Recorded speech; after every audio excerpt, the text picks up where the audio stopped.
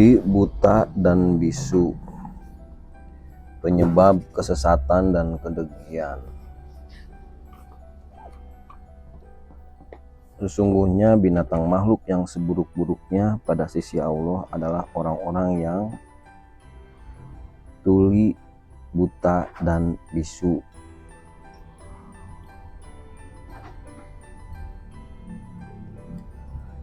Mereka dibacakan ayat-ayat Allah, tetapi mereka tidak mengerti apapun. Mereka itulah tuli, buta, dan bisu. Tuhan banyak sekali berbicara di dalam kitab-kitab yang sering kita baca, namun kita tidak pernah memahaminya. Itulah persoalan mendasar yang membuat kita menjadi tuli, buta, dan bisu.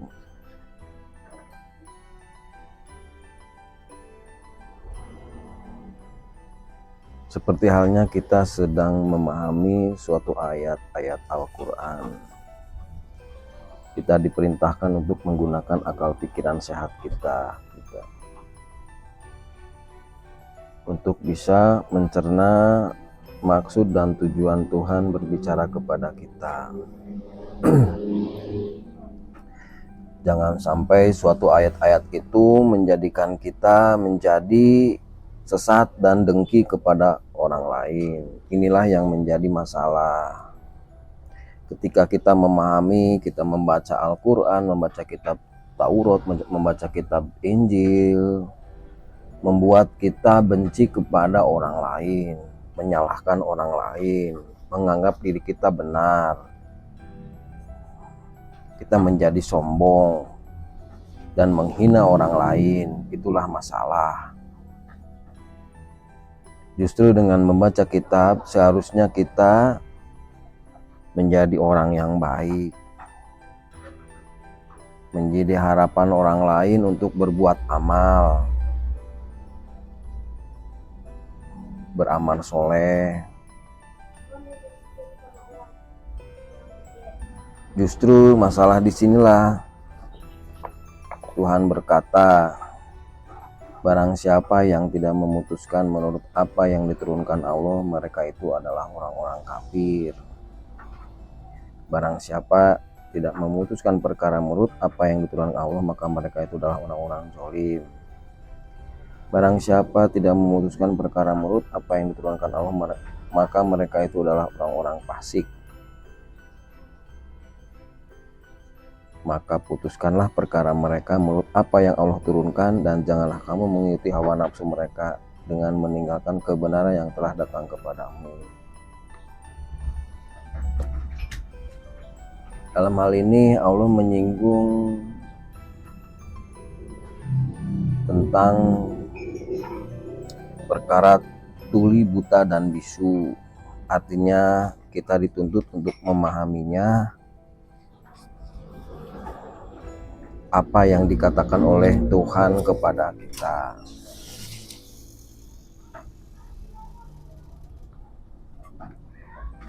Karena pada hakikatnya permasalahan antara kedengkian dan kesesatan yang menimbulkan permusuhan dan kebencian karena minimnya pemahaman terhadap ayat-ayat kitab suci yang membuat semuanya menjadi bermusuhan, saling membenci. Kedengkian menimbulkan perselisihan, permusuhan, dan pembunuhan. Kesesatan menimbulkan penderitaan, kesengsaraan, kesempitan, dan kemelaratan, kemiskinan, dan malapetaka. Inilah yang menjadi persoalan utama akibat dari kita memiliki atau kita sudah dicap menjadi orang yang tuli, buta, dan bisu, tidak memahami ketika Tuhan bicara kepada kita. Pemahaman yang salah menyebabkan kesesatan dan kedengkian. Tuhan di dalam Al-Quran mengatakan ayat-ayat itu ada yang sifatnya muhkamat dan sifatnya mutasyabihat, yang jelas artinya dan yang samar artinya. Disinilah kita harus berhati-hati ketika kita berkata tentang Al-Quran. Jangan sampai kita mengatakan kepada orang lain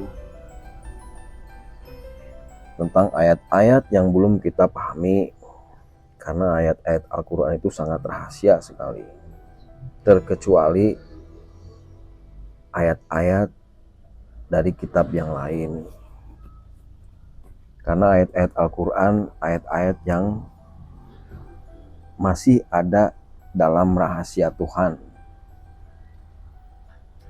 Jadi sebaiknya kita harus memahami secara mendalam untuk diri kita sendiri.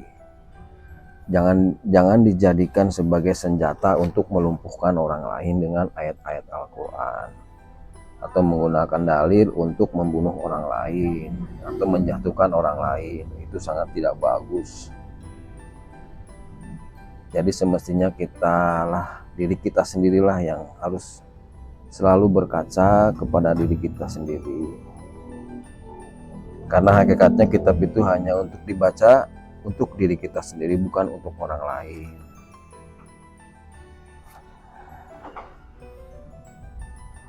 Karena persoalannya akan berbeda ketika kita menyampaikan kepada orang lain.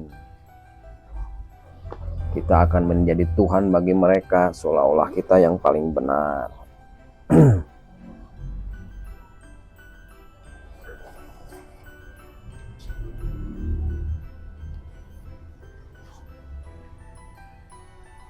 Sesungguhnya telah kami turunkan kepada kamu sebuah kitab yang di dalamnya terdapat sebab-sebab kemuliaan bagimu.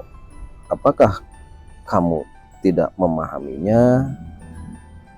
Ini suatu pertanyaan yang sangat mendasar sekali, bahwa semua kitab itu mengandung tujuan supaya kita menjadi orang-orang yang dimuliakan, bukan orang-orang yang malah menjadi sesat dan dengki kepada orang lain.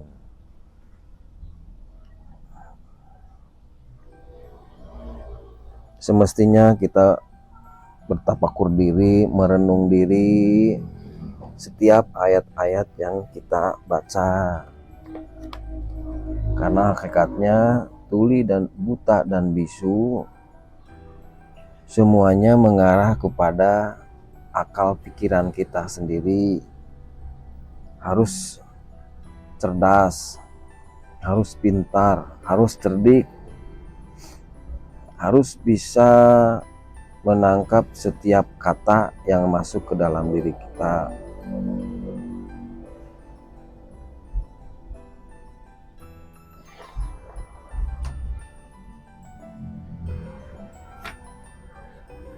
Tuhan tidak pernah menganiaya hambanya, tapi hamba itulah yang menganiaya dirinya sendiri.